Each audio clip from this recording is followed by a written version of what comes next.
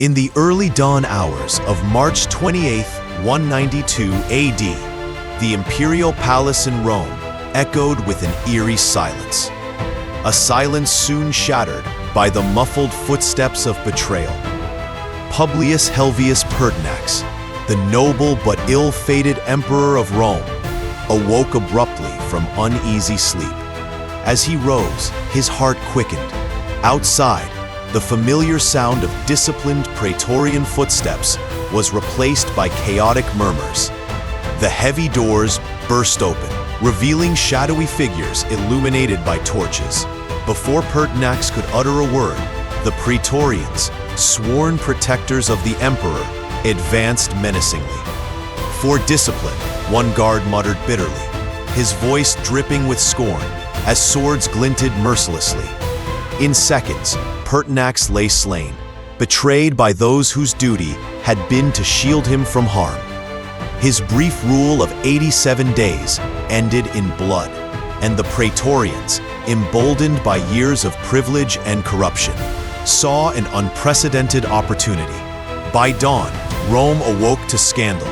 The great Castra Praetoria buzzed with excitement as the Praetorian Guard, in an act of astonishing arrogance, announced the imperial throne was for sale. The grandeur of the empire was now subject to the highest bidder, and the city's elites scrambled desperately, gathering fortunes to secure power. But how had it come to this humiliation? The origins of the Praetorian Guard stretched back to the late 3rd century BC, when Scipio Africanus handpicked elite soldiers as personal protectors, rewarding their valor with special privileges and higher pay.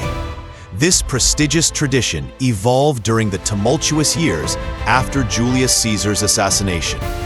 Ambitious generals, wary of treachery, assembled personal bodyguards from their finest troops, cementing loyalty through privilege and power. Augustus, Rome's first emperor, institutionalized this practice after his triumph at Actium in 31 BC, formally uniting rival Praetorians into an elite guard whose sole purpose was to safeguard the emperor's life and interests. He ensured their loyalty through generous pay, initially double the standard legionary salary, and reduced service terms, creating an enduring bond of dependency and obligation. Yet, privilege bred arrogance. Stationed in Rome itself, Praetorians lived comfortably, patrolling imperial palaces, escorting emperors through dangerous streets, and secretly eliminating threats to imperial power. Over generations, the Guard's influence swelled dangerously, their barracks, the Castra Praetoria on Viminal Hill, becoming a potent symbol of their dominance. The Guard's authority peaked dangerously under Lucius Aelius Sejanus, prefect during Tiberius's reign, who cunningly gathered the Praetorians into one formidable camp. Their collective presence amplified their political leverage, enabling them to manipulate and intimidate even the highest officials. Within the elite ranks, a specialized cohort, the cohors speculatorum, operated quietly, infiltrating banquets, festivals, and crowded arenas, listening carefully, reporting whispers and betrayals back to their masters. Their subtle espionage, clothed discreetly in civilian attire, spread a pervasive fear among Rome's populace, making the Guard both revered and dreaded. Over time, their ceremonial armor, ornate Attic helmets with plumed crests and oval shields emblazoned with lightning, moons, and scorpions, came to symbolize their power and privilege. Yet beneath these magnificent trappings, discipline slowly eroded. Their arrogance grew unchecked, their loyalty shifting from protecting emperors to selecting them. The fateful assassination of Caligula by discontented Praetorians marked a terrifying shift. Emperor Claudius, hidden behind curtains in fear, was suddenly seized by the Guards, not to be killed, but crowned. With this brazen act, the Praetorians openly became kingmakers, able to elevate or destroy emperors at whim. The golden age of Trajan and Marcus Aurelius briefly curtailed the Guard's excesses. With emperors leading on battlefields, Praetorians showed their true valor, fighting bravely as an elite reserve. But such integrity vanished under Commodus's decadent rule, plunging the empire into chaos.